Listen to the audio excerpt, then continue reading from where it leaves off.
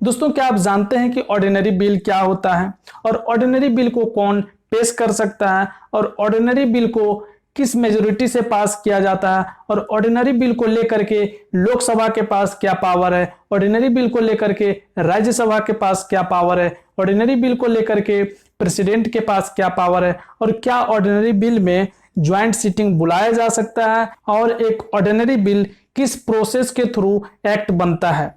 ये सारे टर्म को आज के इस वीडियो में हम अच्छे से एक्सप्लेन करने वाले हैं, तो बने रहें वीडियो में लास्ट तक। चलिए हम लोग वीडियो को स्टार्ट करते हैं। सबसे पहले आप ये जान लीजिए कि बिल कितने टाइप का होता है। तो दोस्तों, बिल टोटल 4 टाइप का होता है। फर्स्ट होता है money bill, second ordinary bill, third financial bill और फोर्थ अमेंडमेंट बिल। तो आज हम लोग बात करने वाले हैं ऑर्डिनरी बिल को लेकर के।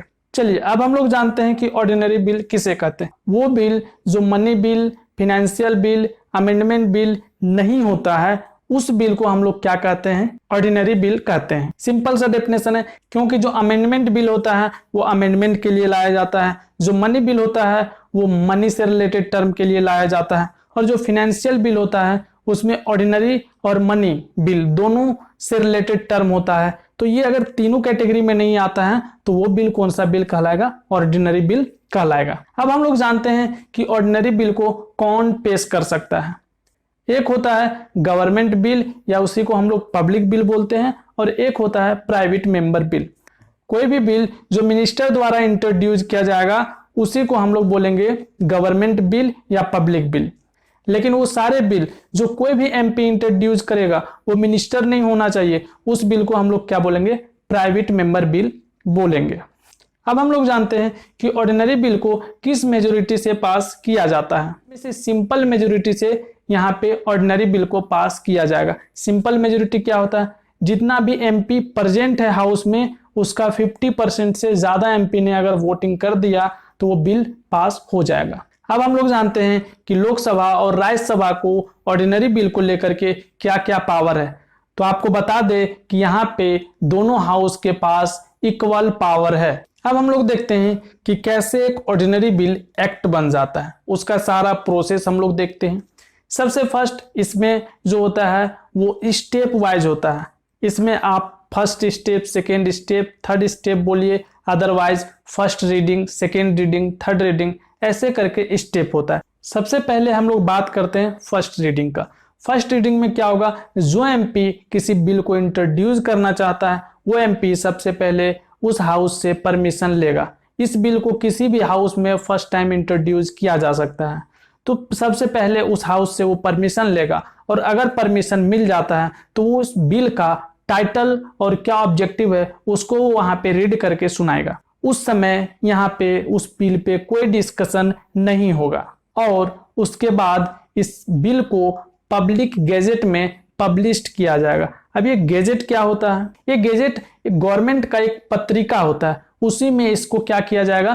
पब्लिश किया जाएगा। लेकिन अगर इसको बिना हाउस का परमिशन के ही अगर गैजेट में पब्लिश हो जाता है तो यहाँ पे मान लिया जाता है कि ये जो बिल है इसका फर्स्ट रीडिंग कंप्लीट हो गया। उसके बाद चला जाता है सेकेंड रीडिंग में और यही सबसे मेन रीडिंग है। सेकेंड रीडिंग में सबसे फर्स्ट ये किया जाता है कि जो भी बिल है उसका प्रिंटेड कॉपी सारे मेंबर के पास डिस्ट्रीब्यूट किया जाता है। उसके बाद इसमें जनरल डिस्कशन होगा, पूरे डिटेल्स में डिस्कशन नहीं होगा, केवल जनरल डिस्कशन होगा। अब यहाँ पे 4 केस जनरेट होता है। फर्स्ट केस में क्या होता है कि उस बिल को इमीडिएटली उस पे डिस्कशन हो, अदरवाइज उसके लिए फिक्स डेट रखा जाए। फर्स्ट। सेकेंड क्या होता है कि उसको एक सेलेक्ट कमिटी के पास भेजा जाता है। अब सेलेक्ट कमिटी क्या होता है? जिस हाउस में बिल को पेश किया जाएगा उसी हाउस के कुछ मेंबर को उस सेलेक्ट कमिटी में शामिल किया जाएगा।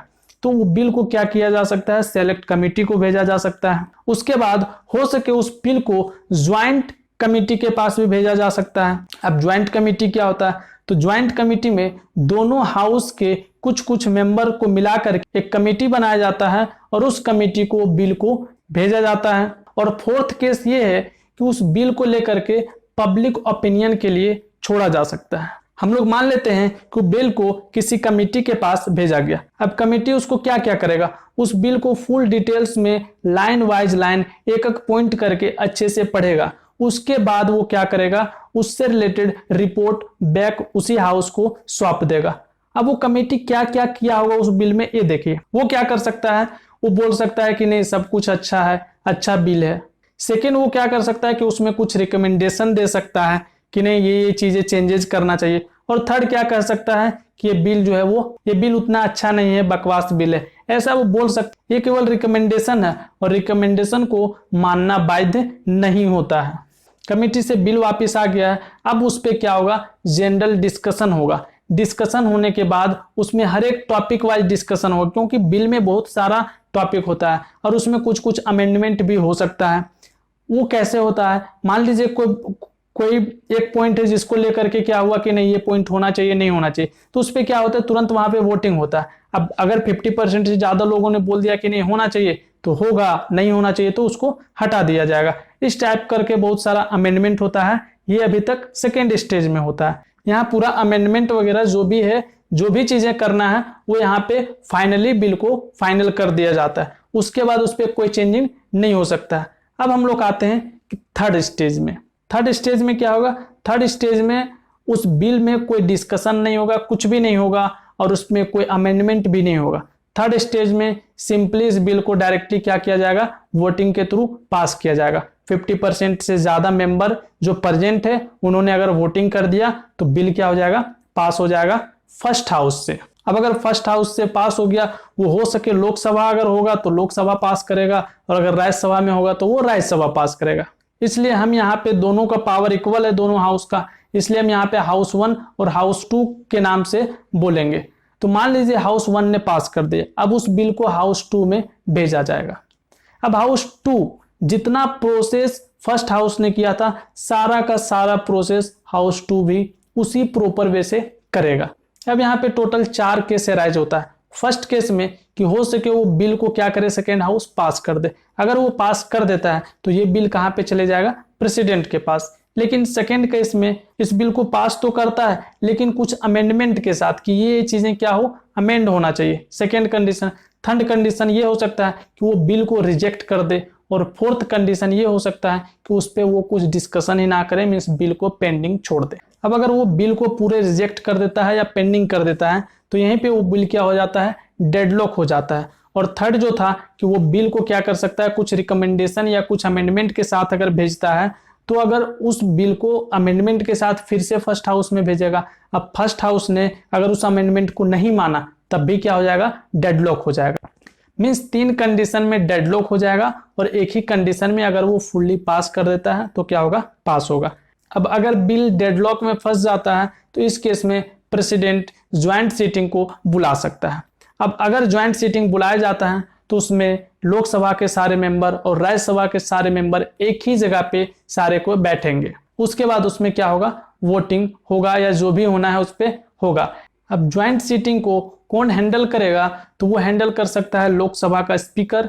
अगर वो नहीं प्रेजेंट है तो वो हैंडल कर सकता है लोकसभा का डिप्टी स्पीकर। अगर वो नहीं प्रेजेंट है तो अब वो कौन हैंडल कर सकता है, राज्यसभा का डिप्टी चेयरमैन। ये सब सारा जो है वो हाउस का मेंबर है, इसीलिए यही सब के पास पावर है ज्वाइंट सीटिंग को क्या करे, हैंडल करे। अब अगर ज्वाइंट सीटिंग में बिल पास हो जाता है तो वो बिल कहाँ चला जाता है, प्रेसिडेंट के पास। अब प्रेसिडेंट के पास यहाँ पे किसी भी बिल को लेकर के 3 पावर होता है। फर्स्ट कि हो सके वो उसको पास कर दे, सेकेंड कि हो सके वो उनको विथहोल्ड कर ले, और थर्ड हो सके वो रिटर्न भेज दे फिर से कि इसको रिकंसिडरेशन के लिए। अब अगर वो पास कर देता है तो ठीक है, और अगर वो होल्ड कर लेता है तो वहीं पे वो बिल क्या हो जाएगा, इंड हो जाएगा। वो बिल जो है वो एक्ट नहीं बन पाएगा। और थर्ड कंडीशन में क्या था कि वो रिटर्न कर दे रिकंसिडरेशन के लिए। अब मान लेते हैं कि अगर वो रिटर्न कर देते हैं रिकंसिडरेशन के लिए, अब वो बिल वापिस आता है हाउस 1 और हाउस 2 के पास। अगर फिर से हाउस 1 ने और हाउस 2 ने उस बिल को पास कर दिया, कुछ उसके अमेंडमेंट करने के साथ या बिना कुछ अमेंडमेंट का सेम टू सेम बिल को अगर पास कर दिया, तो अब फिर से अगर प्रेसिडेंट के पास वो बिल जाएगा तो अब प्रेसिडेंट बाध्य होगा इस बिल को पास करने के लिए। मींस अब प्रेसिडेंट इसको एनी हाउस जो है उसको सिग्नेचर करना ही करना पड़ेगा। तो दोस्तों ये वीडियो अगर आप यहाँ तक देखें और अभी भी आपका कोई डाउट रह गया है तो नीचे कमेंट जरूर करें, उस कमेंट का रिप्लाई हम जरूर देंगे। और ये वीडियो आपको कैसा लगा कमेंट करके जरूर बताएं। अगर वीडियो आपको अच्छा लगा है तो प्लीज़ वीडियो को लाइक करें, शेयर करें, और अगर आप मेरे चैनल पे न्यू हैं तो चैनल को सब्सक्राइब कर बेल आइकन को जरूर प्रेस कर ले, ताकि मेरा नेक्स्ट आने वाला वीडियो आप देख सके सबसे पहले। और हमेशा इसी तरह हंसते रहिए, मुस्कुराते रहिए, खुश रहिए, खुशियां बांटते रहिए और जल्द से जल्द अपने गोल को अचीव कीजिए। Thank you for watching this video. Take care and bye bye.